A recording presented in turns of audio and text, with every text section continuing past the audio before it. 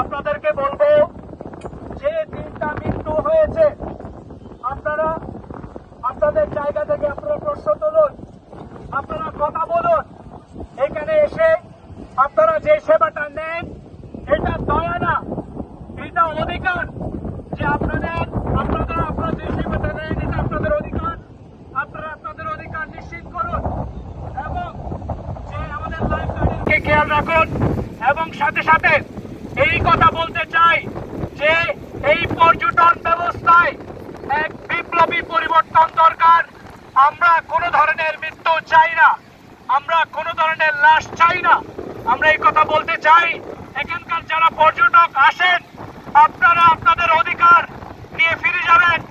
আপনাদের প্রতি যে সেবা দেওয়া হয় এটা কোনো দয়া নয়, এটা আপনাদের প্রতি আপনাদের অধিকার। আপনাদের ট্যাক্সের টাকায় সরকার চলে, আপনাদের ট্যাক্সের টাকায় পর্যটন মিনিস্ট্রি চলে, কিন্তু এই পর্যটন মিনিস্ট্রি, এই সরকার, এই স্থানীয় প্রশাসন কোন ধরনের ব্যবস্থা নেয় না।